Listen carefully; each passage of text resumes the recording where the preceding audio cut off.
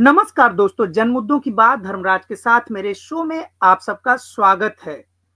गृह मंत्री अमित शाह ने जब बाबा साहब डॉक्टर भीमराव अंबेडकर के नाम लेने को फैशन बता दिया, उसके बाद से पूरे देश में बवाल मचा हुआ है।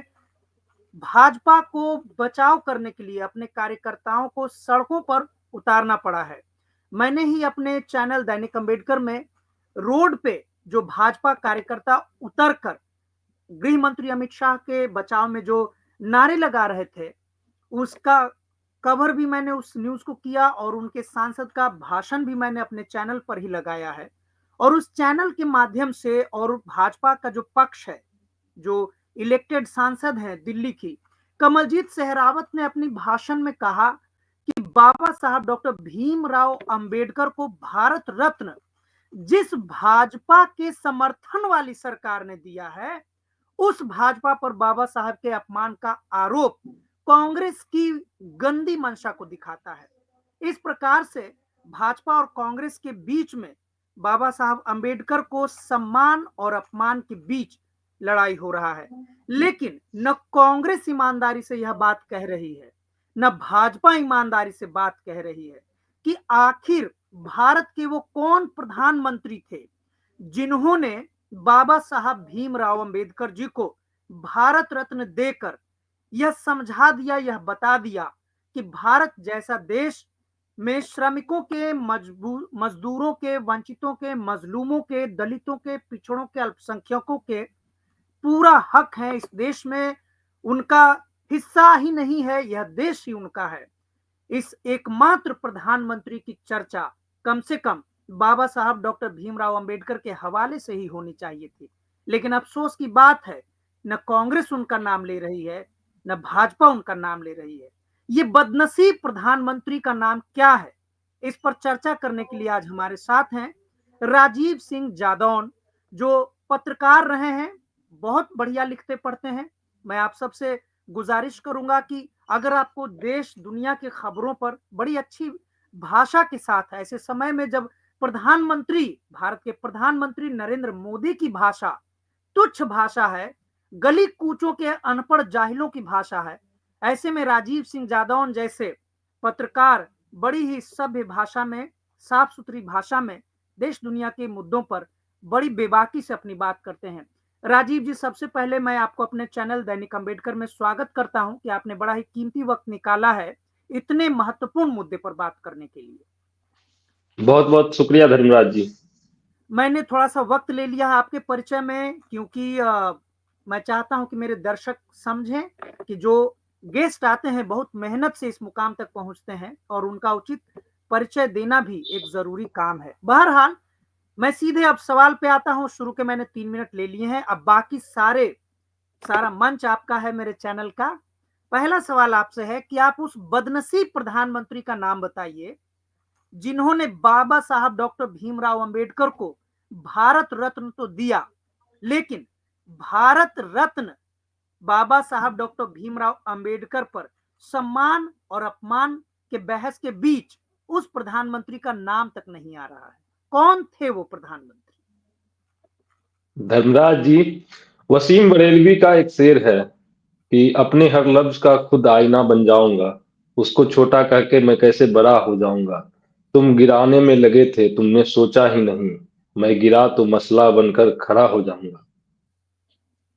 आपने बिल्कुल सही कहा कि वीपी सिंह इस देश के एक ऐसे नायक हुए जिन्हें बहुत ही अपमान का घूंट जीते जी सहना पड़ा, लोगों की गालियां सुननी पड़ी, जबकि जायज कारणों से।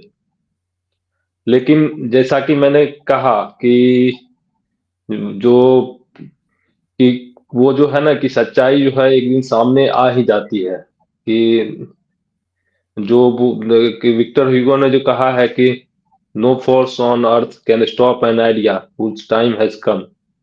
तो वीपी सिंह ने जो किया है वो अब जाके जो है इस देश के जो है बड़े बहुसंख्यक तबके, बहुसंख्यक शब्द हालांकि जो है अपने आप में जो है वो एक कह सकते हैं कि वो आजकल आज के समय में जो है वो उसका एक गलत तरीके टर्म के रूप में इस्तेमाल किया जा सकता है। इस देश का जो वंचित तबका है, इस देश का जो मेहनत कश आवाम है, वो अपने नायक को जिसे भुला दिया गया, जिसे जीते जी गालियां दी गई, अपने कामों के जरिए एक बार फिर से जीवित हो गए हैं। और लोग ये सवाल करते हैं इस देश के हुक्मरानों से, जो पहले भी लंबे समय तक इस देश के शासन और सत्ता की बागडोर संभाले हैं, जो अब भी एक लंबे समय से सत्ता की बागडोर संभाले हुए हैं, कि आखिर वो कौन सी मजबूरी है, आखिर वो कौन सा जो है वो डर डर कहिए या मजबूरी कहिए, कि आप बाबा साहब आम्बेडकर का तो नाम लेते हैं, आप कहते हैं कि बाबा साहब आम्बेडकर की बहुत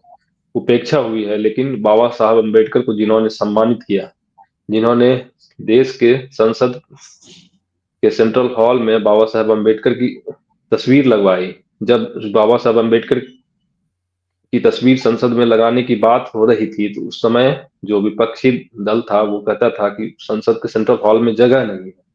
तो वीपी सिंह ने कहा था कि पहले बाबा साहब अम्बेडकर के लिए अपने दिल में जगह बनाइए, संसद के सेंट्रल हॉल में जगह अपने आप बन जाएगा। उनका एक बहुत ही फेमस वो कथन है, लाल किले की प्राचीर से जब कहते हैं कि मंदिर की मूर्ति कोई कारीगर गढ़ता है, लेकिन वह जब मूर्ति उस मंदिर में प्रस्थापित हो जाता है, तो वो मंदिर में जो है कि घुसने से भी वो वंचित हो जाता है। तो बाबा साहब अम्बेडकर, जो कि जिन्होंने संविधान को रचा, उनकी तस्वीर सेंट्रल हॉल में नहीं थी।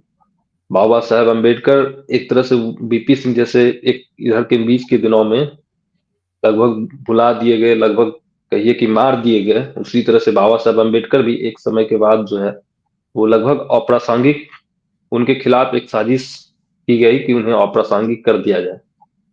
लेकिन वो बीपी सिंह थे, वो उसमें और भी बहुत सारा योगदान है। हम ये केवल बीपी सिंह को ही नहीं कहेंगे, मानवर काशीराम साहब हैं, जिन्होंने कि बीपी सिंह को पूरे उत्तर भारत में प्रासंगिक बनाया। और बीपी सिंह का योगदान इतना ही नहीं है, आप अंबेडकर जयंती के दिन वो पूरे राष्ट्रव्यापी छुट्टी होती है, उसे भी उन्होंने ही लागू करवाया था। तो विश्वनाथ प्रताप सिंह जो भारत के एकमात्र ऐसे प्रधानमंत्री हुए जिनका विरोध सबसे पहले उन्हीं के समाज ने किया और बाद में उनके विरोधियों ने उनकी सरकार तक गिरा दी। ताज्जुब की बात है कि जब किसी मुद्दे पर संसद तक में बहस होती है, तो 2014 के बाद से हम ऐसे समय में आ गए हैं जहां पर अंधभक्ति का चलन है। साफ साफ कोई भी इतिहास की नजर से सही बात कहने की हिम्मत भी नहीं जुटा पाता और सही बात भी नहीं कह पाता। इतना ही नहीं, मनोज झा जिस भाषण के लिए काफी वायरल हैं, मनोज झा तक यह बात छिपा जाते हैं, दबा जाते हैं। यह सही समय था भारत के प्रधानमंत्री नरेंद्र मोदी की क्लास लगाने के लिए, भारत के एक तत्कालीन प्रधानमंत्री विश्वनाथ प्रताप सिंह को याद करने का, जब वो उसी भाषण में कह रहे हैं कि लाल किला के मालिकों को तो हम जानते हैं, लेकिन जिन हाथों ने लाल किला को बनाया हम उसे भूल गए। उसी तरह विश्वनाथ प्रताप सिंह को भले ही लोग गाहे बगाहे एक दिन याद करने का समय आता है, लेकिन ईमानदारी से वह भी नहीं कर पाते हैं, क्योंकि विश्वनाथ प्रताप सिंह राजा थे, राजपूत जाति से थे, तो उन्हें अपने समाज का विरोध इसलिए भी झेलना पड़ा क्योंकि राजपूत समाज को अच्छा नहीं लग रहा था कि एक राजपूत प्रधानमंत्री भी बना तो ये दलित के पीछे पड़ गया, दलित के चक्कर में पड़ गया है, क्या मिलेगा दलित से। लेकिन विश्वनाथ प्रताप सिंह ने अपना राजपाट भी छोड़ दिया, दान कर दिया, बाबा साहब और मजलूमों को सम्मानित भी किया और गालियां भी खाई, सरकार भी गंवाई। ये कौन लोग थे जिन्होंने प्रधानमंत्री विश्वनाथ प्रताप सिंह की सरकार गिरा दी थी? उन पर भी थोड़ा प्रकाश डालें आप। देखिए, सबसे पहले तो जो आपने कहा कि उनके जो अपने लोग थे उन्होंने ही गाली दी, तो जिस समाज से विश्वनाथ प्रताप सिंह आते हैं, इत्तेफाक से मैं भी उसी समाज से आता हूँ। राजपूत समाज से। तो इस समाज का जो एक सोशल कैरेक्टर है, हमको उसको समझना पड़ेगा।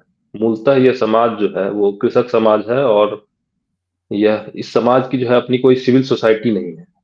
तो जो नैरेटिव बनाने का जो कहा जाता है कि जो नैरेटिव बनाएगा वही राज करता है, तो नैरेटिव बनाने की जिन लोगों को जिम्मेवारी थी, उन लोगों ने जो है इस समाज को दिग्भ्रमित किया।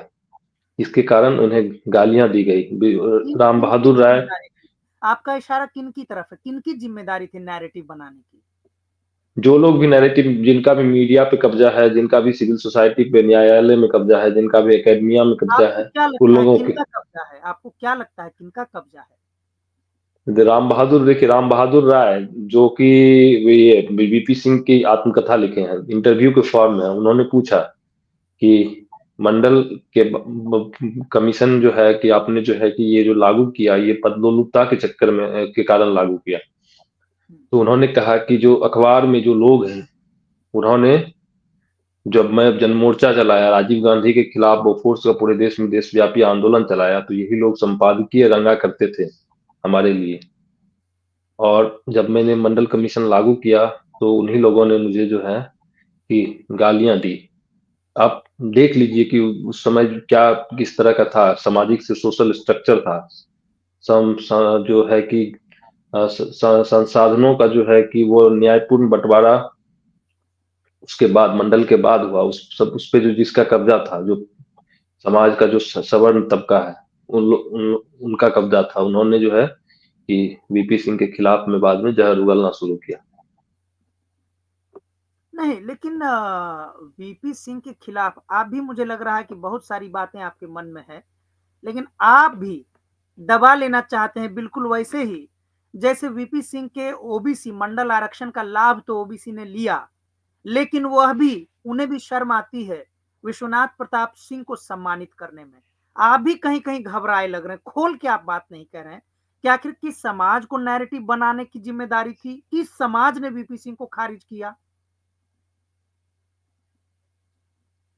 जिन जिन आप जिनका जिनका जिनका जिनका भी जो है संस्थानों पे कब्जा है, उस समाज ने वो बीपी सिंह को बदनाम करने का काम किया। आप देख लीजिए हर जगह पे क्या लेकिन स्थिति थी। नहीं नहीं, देखिए मैं यहाँ नेहरू थोड़ा नेहरू नेहरू ने- नेहरू नेहरू नेहरू जी के मंत्रिमंडल को देख लीजिए, उनकी ब्यूरोक्रेसी को पूरे पूरे देख लीजिए कि कौन किस तरह के हस्कर, तो पांडे, तो और अन्य तरह के जो भी लोग हैं। आपका इशारा तो ब्राह्मणों की तरफ है, लेकिन आप डर से कह नहीं रहे हैं हाँ। कि कैमरे पे आप नहीं नहीं नहीं कहना नहीं नहीं चाहते कि आपके जो मित्र बंधु सुन लेंगे आपका इंटरव्यू और जो कहीं ब्राह्मण निकल गए तो नाराज हो जाएंगे, कहीं ये मसला तो नहीं नहीं, छूटेगा? ये इस सच को तो देखिए हर किसी को स्वीकारना पड़ेगा लेकिन आप कि बोल नहीं रहे हैं यदि सच। समा ये आप आप लोग यदि ये चीज बोलेंगे तो वो ज्यादा, और वो जो है मजबूती से इस बात को वो जो है कि मजबूती मिलेगी। और नहीं, जिन लोगों ने मेरा मानना है कि जब सच बोलने वाला व्यक्ति को इसकी चिंता नहीं करना चाहिए कि वो किसकी तरफ जाएगा और किसके विरोध में हम्म। जाएगा। सच सच होता है, और अभी सच को जी। दबाएंगे आगे चल के निकल के आना ही है। आप खुल के अपनी बात नहीं, कहिए। जाहिर सी बात है कि जो द्विज तबका है, वो उन लोगों ने बीपी सिंह को बदनाम किया। उन लोगों ने जो है कि ब्राह्मणों ने बदनाम जो किया आप कह रहे हैं। हाँ, ब्राह्मणवादी, जो जिस देश की जो ब्राह्मणवादी व्यवस्था है, उसने बीपी सिंह को जो है कि गालियां दी। और उनका जो अपना समुदाय है वो भी उसी फोल्ड में था। उसी फोल्ड के कारण जो है वो मति भ्रम का शिकार होके उसने भी गालियां दी बीपी सिंह को। वो यथार्थ से कोसों दूर था। जबकि शासन में चाहे ब्यूरोक्रेसी हो, चाहे वो आज भी देखिए ना कि उसकी कहीं भागीदारी नहीं है। हम्म, देखिए, राजा नहीं लेकिन लेकिन वजीर है। हाँ बोलिए। हाँ लेकिन साथ ही कहिए। साथ जो किसी भी वर्ग का यदि वो न्यायप्रिय व्यक्ति है, तो हमें उसको भी जो है कि अप्रिसिएट भी करना चाहिए। देखिए, ये तो मैं इसको मानता हूँ। अब जो आप कह रहे हैं राजीव जी, मैं जब इंटरव्यू करता हूँ लोगों के, पता नहीं आपने मेरे इंटरव्यू मेरे चैनल पे देखा है कि नहीं, मैं कुछ भी छिपाता नहीं हूँ दर्शक से, क्योंकि मैं इस बात को मानता हूँ कि आज जो मैं छिपा जाऊंगा, अगर वो समाज का सच है तो वो कोई ना कोई सामने ले आएगा। जाति हम्म। एक बहुत बड़ी सच्चाई थी, और बाबा साहब भीमराव अंबेडकर से जो लोग नफरत करते हैं, ये वो लोग हैं जिनको गलतफहमी है कि बाबा साहब आरक्षण के कारण इतने बड़े विद्वान बने। उन हम्म। लोगों को मैं आपके इस इंटरव्यू के माध्यम से पुनः सूचित कर दूं कि बाबा साहब भीमराव अंबेडकर उस जमाने में पूरी दुनिया के जाने माने विद्वान थे, जब आरक्षण नाम की कोई चीज न भारत में थी, न भारत आजाद था, तब भी भारत गुलाम था, गुलाम भारत बाबा साहब भीमराव डॉक्टर अंबेडकर पैदा कर रहा है। और आजाद भारत में उस समाज को, जो ब्राह्मणवादी मनुस्मृति को मानने वाले लोग हैं, उससे लड़ना पड़ रहा है। तो ये हमारे समाज का एक कटु सच्चाई है, तीखा सच है।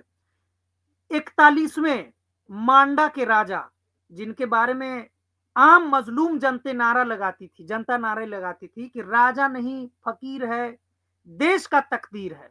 तकदीर है। उस राजा मांडा ने न केवल अपना राजपाट छोड़ दिया, न केवल आरक्षण दिया, बल्कि प्रधानमंत्री से जब उनकी सरकार गिरा दी गई, इन्हीं लोगों द्वारा जो आज दावा कर रहे हैं कि उनके समर्थन के कारण बाबा साहब को, भीमराव अंबेडकर को भारत रत्न दिया गया, इन्हीं लोगों के कारण उनकी सरकार गिरा दी गई थी। आश्चर्य की बात है कि राजपूत जो आज भाजपा में है, भाजपा प्रचंड बहुमत वाली सरकार है, वहां के भी राजपूत नेता डर से ये बात नहीं कह पाते हैं। इस पर आप क्या कहेंगे? देखिए, आज आज के समय में जो है ना, वो पार्टी के में जो कल्चर है, वो हाईकमांड कल्चर हो गया है। तो अच्छा। वो जो शीर्ष नेतृत्व कहेगा, उसी के बिना अब रीढ़ विहीन नेता होने लगे हैं। अब जो नहीं है नहीं, आप कह वो रहे कि नंबर में। आप कह रहे राजपूत नेता भी रीढ़ विहीन हो गए? बिल्कुल, बिल्कुल, बिल्कुल, बिल्कुल।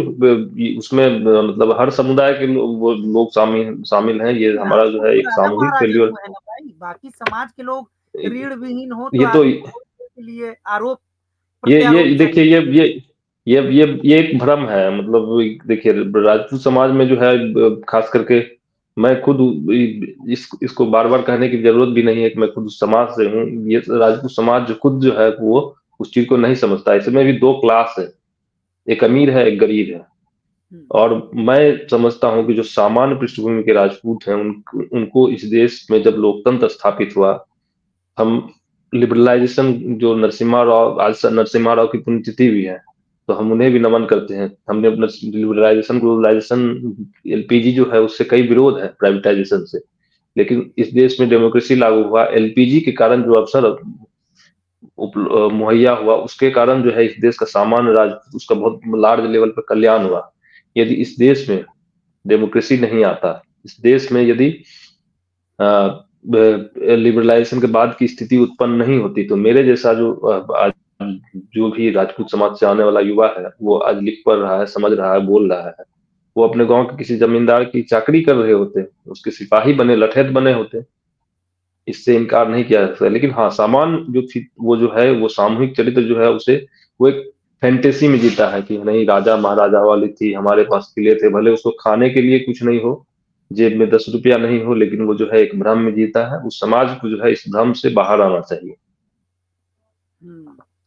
आपने ट्विटर पे ट्रेंड कराया कि वीपी सिंह को भारत रत्न दिया जाए। आपके दिमाग में यह जो बात उठी, आपके दिल में जो बात उठी, उसका मुख्य कारण क्या है? देखिए, ये एक तो सब पहली बात कि मैंने ट्विटर ट्रेंड नहीं कराया। ये हमारा सामूहिक, हमारे बहुत से साथी हैं, जो सबका सामूहिक एक प्रयास था। हम लोग हम लंबे समय से सोचते हैं, एक सामाजिक प्रक्रिया के तहत जो है कि सबका एक, हर व्यक्ति का अपना वो एक इवोल्यूशन होता है, वो अपने व्यक्तित्व के कई आयामों से जूझता है, फिर उस व्यक्तित्व का निर्माण होता है। तो मेरी ये समझ बनी कि बीपी सिंह हमारे लिए खलनायक नहीं है और नायक है। एक ऐसा व्यक्ति जो कि मतलब केवल आपने कहा, बाबा साहब अम्बेडकर का। रोकूंगा आपको, आपने कहा समझ जी। बनी, ये समझ आपकी जी। कब बनी? अ, देखिए, मैं एक सामान्य कृषक परिवार से आता हूँ। मेरे पिताजी जो हैं, वो सामान्य मार्जिनलाइज, जिसको किसान कहते हैं, वो मार्जिनलाइज किसान है। जब मेरी पढ़ाई लिखाई हुई, पिताजी ने जो है कि वो कह सकते हैं कि मेरे परिवार वाले जो है पेट काट के मुझे पढ़ाया। तो उसी दौरान मैं ऑल इंडिया स्टूडेंट फेडरेशन से जुड़ा, जो सीपीआई का छात्र विंग है। वहां पे अलग अलग तरह के प्रोफेसर से, बुद्धिजीवियों से मिलके जो एक समझ विकसित हुई। फिर बाद में किताबों को पढ़ के किसी दो दो बातें आपसे सीख ली, दो बात किसी और से सीख ली। वैसे करके मेरे व्यक्तित्व का निर्माण हुआ, तो उसमें मेरी एक समझ विकसित हुई। हालांकि टेक्निकली अब मैं जो हूँ कि वो सीपीआई या ऑल इंडिया स्टूडेंट फेडरेशन का सदस्य नहीं हूँ, लेकिन एक दृष्टि जो है वो तो बनी जरूर, वो हमेशा जो है कि आजीवन रहेगी। नहीं, मेरा सवाल आपसे कि वीपी सिंह जी को भारत रत्न दिया जाना चाहिए थे। आपके दिल हम्म, में ये बात उठने का हम्म। कारण क्या है? देखिए, इसका भी वो जो है कि ये करीब 16-17 की बात है। उस समय 17-18 की बात है। ऑल इंडिया स्टूडेंट फेडरेशन से मैं जुड़ा था, तो मैं पढ़ते रहता था। तो वहां पे मैंने देखा कि जो वीपी सिंह को सीपीआई ने भी सपोर्ट किया था और बीजेपी ने भी सपोर्ट किया था। और वो मतलब एक वीपी सिंह एक अलग करिश्माई व्यक्तित्व है। आप समझ सकते हैं कि गांव घर में कहावत होती है कि बाघ और बकरी को एक किनारे पे लाके पानी पिलाने वाला शख्स का आप कह सकते हैं उसको। वो पॉलिटिकली पॉलिटिकली जो है वो मास्टरी उनको हासिल थी। बहुत ही मीर्जा चौधरी उनको कहती हैं कि बहुत ही वो शार्प पॉलिटिशियन थे। तो और उनके योगदानों के बारे में मैं पढ़ने लगा तो फिर, लेकिन हमारा जो सीपीआई का जो स्ट्रक्चर था उसमें मैं देखता था कि वीपी सिंह का कोई नाम नहीं लेता है। वो जो लेफ्ट लिबरल इकोसिस्टम है। फिर फिर मैंने उस समय से जो है कि वो वीपी सिंह को लेके मेरा और रिसर्च जो है वो एक कह सकते हैं कि मेरे अंदर का एक राजपूत भी जगा। अब तो आप खुल पढ़ते के आए। पढ़ते जी, फिर पढ़ते पढ़ते पढ़ते पढ़ते और समझते हुए मेरी एक समझ बनी।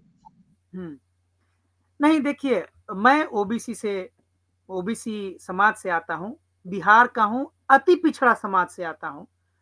हमारे दिल में विश्वनाथ प्रताप सिंह के लिए जगह होने का सबसे बड़ा कारण है मंडल कमीशन की सिफारिश उसे लागू किया जाना।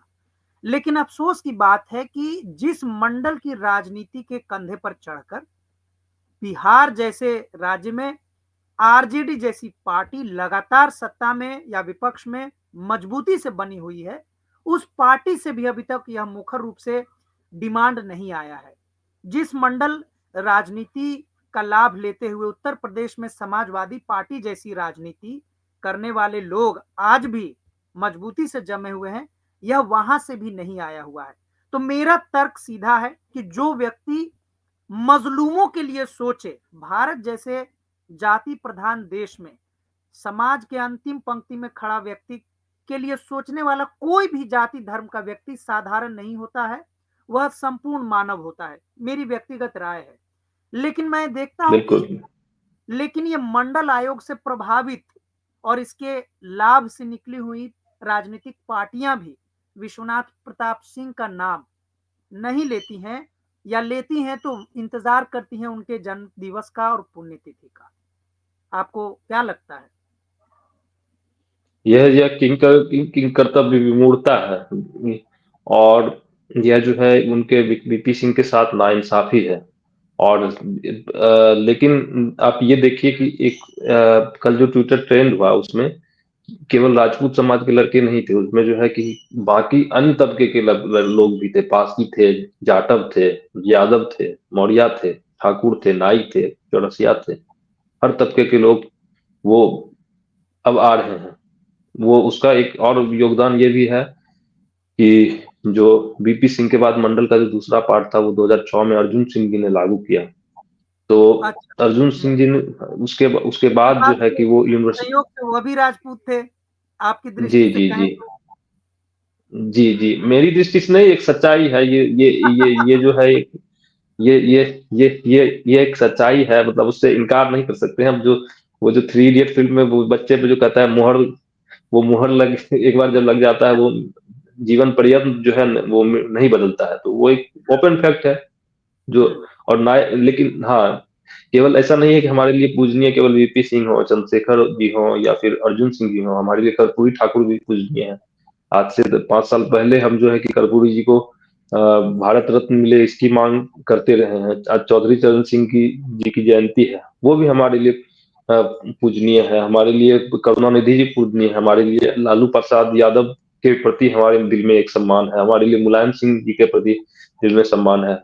हमारे लिए ज्ञानेश्वर मिश्रा जी, जो कि जिन्हें छोटा लोहिया कहा जाता था, तो उनका उनके प्रति भी सम्मान है। जो जिन्होंने भी समाज में कुछ अपना जो है एक सार्थक योगदान दिया है। जो कबीरा खराब बाजार में लिए लुकाठी हाथ, जो घर जा रहे आपने चले हमारे साथ, जिन्होंने भी अपना सब कुछ त्याग करा अपने कंफर्ट जोन से बाहर निकलकर समाज में कुछ योगदान दिया है, वो हमारे लिए पूजनीय है। लेकिन लोगों का एक सेलेक्टिव जो है कि वो है अप्रोच है कि वीपी सिंह क्यों गाली सुनेंगे, वीपी सिंह क्यों नहीं याद किए जाएंगे।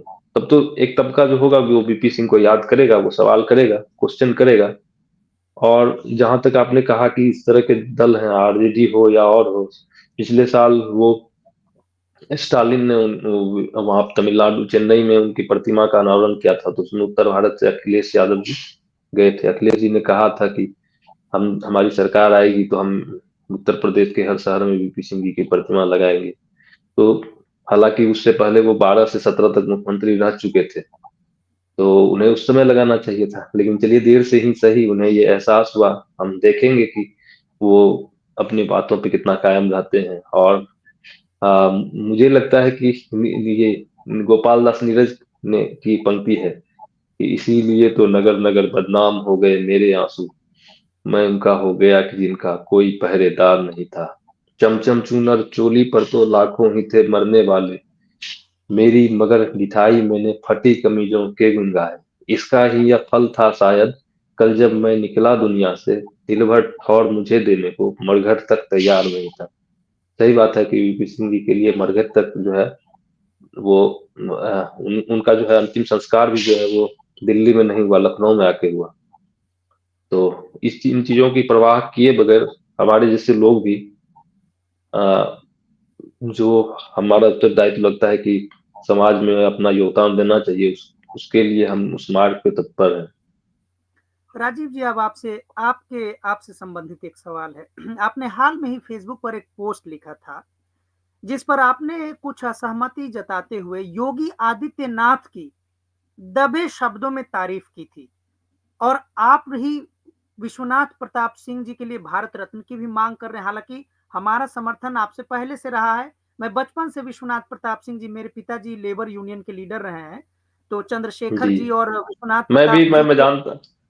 हाँ, मेरे पिताजी कभी, आपके पिताजी से मेरी अच्छी यादें हैं और बहुत सम्मान अच्छा, है आपके वो दिवंगत अपने जवानी पिताजी के के दिनों प्रति। में वो चंद्रशेखर जी के साथ बलिया में भाषण दिए हुए, तो हमारा एक, यह भी विश्वनाथ प्रताप जी और चंद्रशेखर जी के साथ एक व्यक्तिगत पिताजी के हवाले से भी मेरी एक दृष्टि है उनके सामाजिक योगदान को देखने की।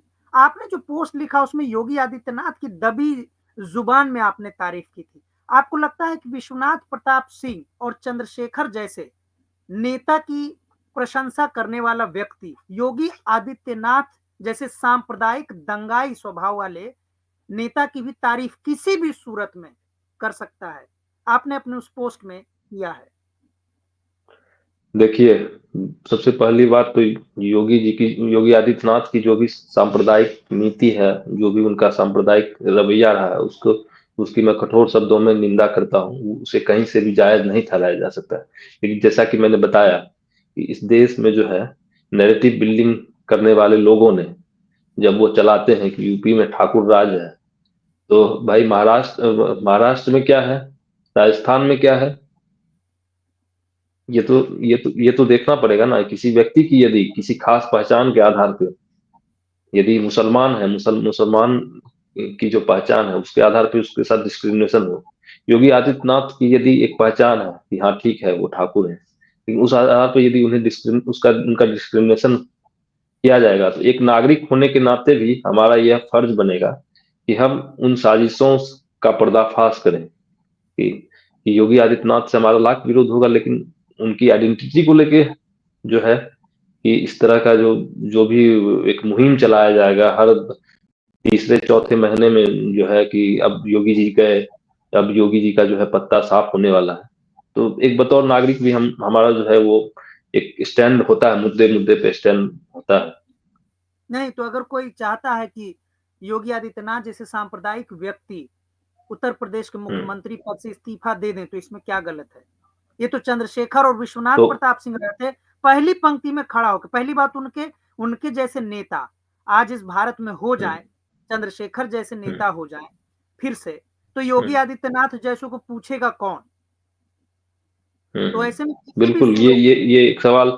लेकिन लेकिन वो इस्तीफा जो है वो देवेंद्र फडणवीस से भी तो मांगा जाना चाहिए। वो इस्तीफा जो है कि वो भजनलाल शर्मा, उससे भी तो मांगा जाना चाहिए वो इस्तीफा जो है कि मोहनलाल यादव जो है, डॉक्टर मोहन यादव, उससे भी तो मांगा जाना चाहिए। वो मनोहर लाल खट्टर से भी तो मांगा जाना चाहिए। क्या उन राज्यों में सांप्रदायिक हिंसा नहीं होती है? बिल्कुल होती है, हो भी रही है, आलोचना भी हो रही है। उस मध्य प्रदेश में बुलडोजर नहीं चलता है? लगातार चल रहे हैं, मध्य उसका प्रदेश में विरोध। मध्य प्रदेश में मुसलमानों के ऊपर जुल्म नहीं हो रहा है? हो रहा है। लेकिन कभी मीडिया में मुहिम चला है या फिर डिस्कोर्स में ये आया है कि मोहन यादव को इस्तीफा दे देना चाहिए, देवेंद्र फडणवीस को इस्तीफा दे देना चाहिए, भजन लाल शर्मा से इस्तीफा? महाराष्ट्र में जो है वो मुख्यमंत्री कौन है, चीफ सेक्रेटरी वहां के कौन है, वहां के डीजीपी कौन है? हम्म ये सवाल तो किया जाना चाहिए ना। तो नहीं नहीं, आप कह रहे हैं कि इस्तीफा मांगना है मांगो, समाज और जाति का उल्लेख मत करो। हाँ, वो उससे परे होके मांगिए, कोई दिक्कत नहीं है। उसका विरोध मैं भी संभल में हर मस्जिद मंदिर के अंदर मस्जिद के नीचे जो है मंदिर ढूंढना, ये कहीं से भी जायज नहीं है। मैं अपने समाज के युवकों को भी कहता हूँ कि वो पढ़े लिखे, वो अपने जो है कि अपनी जीवन की दशा सुधारने में के तरफ आगे बढ़े। वो इस तरह की जो भी बीजेपी की सांप्रदायिक नीति है, जो मस्जिदों के नीचे मंदिर खोजना, मुसलमानों से नफरत करना, वो इस तरह के ट्रैप में नहीं पड़े, इस तरह के जाल में नहीं उलझे। मैं आज आज का आखिरी सवाल आपसे पूछूंगा कि वर्तमान में भाजपा की सरकार है, भाजपा के समर्थन खींचने के कारण ही विश्वनाथ प्रताप सिंह जी की सरकार गिर गई थी। यह तो तथ्य है, सभी जानते हैं। जी।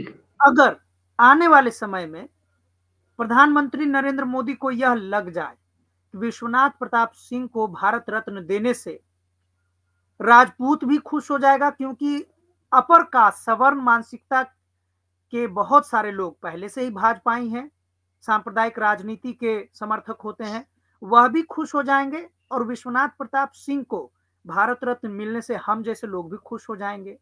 अगर प्रधानमंत्री नरेंद्र मोदी विश्वनाथ प्रताप सिंह को भारत रत्न दे देंगे, तो क्या इससे जो राजपूत समाज है उनका उनकी प्रतिबद्धता, राजनीतिक प्रतिबद्धता और भाजपा के प्रति मजबूत होगी या क्या होगा? देखिए, मजबूत होगी या नहीं होगी ये तो हम नहीं नहीं नहीं कर सकते हैं। पिछले साल चौधरी चरण सिंह जी को भारत रत्न दिया गया। जाट समाज कितना प्रतिबद्ध हुआ भाजपा के प्रति ये नहीं मालूम। जाट समाज ने तो हरियाणा के चुनाव में कांग्रेस को वोट दिया। तो ये तो अब भविष्य के घर में है कि उसका वो किसको वोट देता है नहीं कर। लेकिन विश्वनाथ प्रताप सिंह भारत रत्न के हकदार हैं। वो नरेंद्र मोदी जी दें, उसके बाद जो प्रधानमंत्री जी, जब तक उन्हें भारत रत्न नहीं दिया जाएगा, हमारी मांग जो है वो हमेशा वो हम जारी रहेगा। और इसके लिए हम लोगों को जरूरत पड़ेगा तो सड़क पे भी उतरेंगे। राजीव जी, आपका बहुत बहुत शुक्रिया। आपने, मैं कहूंगा मेरे मूल्यांकन में आज आपने, हो सकता है मेरे चैनल पे आप संभल के बोल रहे हो, क्योंकि मेरे दर्शक वही लोग होते हैं जो ब्राह्मणवादी राजनीति के खिलाफ बहुत मजबूती से खड़े होते हैं। आज आप पहला इंटरव्यू था मेरे चैनल पे, लगता है आप संभल के बोल रहे थे। मैं उम्मीद करूंगा अगली बार से आप 100% बेबाक होके बोलिएगा। मैं अपने दर्शकों की तरफ से आपका बहुत बहुत शुक्रिया अदा करता हूं कि आपने अपना कीमती वक्त निकाला और विश्वनाथ प्रताप सिंह जी की भारत रत्न देने की मांग पर अपनी बात खुलकर रखी। हम भी चाहते हैं कि विश्वनाथ प्रताप सिंह जी को भारत रत्न मिले, बल्कि जल्दी मिले। यह फर्क नहीं पड़ता है, बल्कि मेरी दृष्टि है कि भाजपा दे या कोई दे, इससे उस सरकार का नहीं बल्कि विश्वनाथ प्रताप सिंह के योगदान की महत्ता का पता चलेगा। उनको भारत रत्न दिया जाना, पहले ही दे दिया जाना चाहिए था। लेकिन अफसोस की बात है कि जो मजलूमों के पक्ष में, भारत ऐसा जाति प्रधान देश है कि मजलूमों के पक्ष में खड़ा होने वाला भी, चाहे वह राजा मांडा ही क्यों ना हो, मजलूम ही हो जाता है। इसी बात के साथ आज का मैं यह इंटरव्यू समाप्त करूंगा, अपने सभी दर्शकों से विदा लूंगा। राजीव जी, पुनः आपका एक बार शुक्रिया, बहुत बहुत शुक्रिया।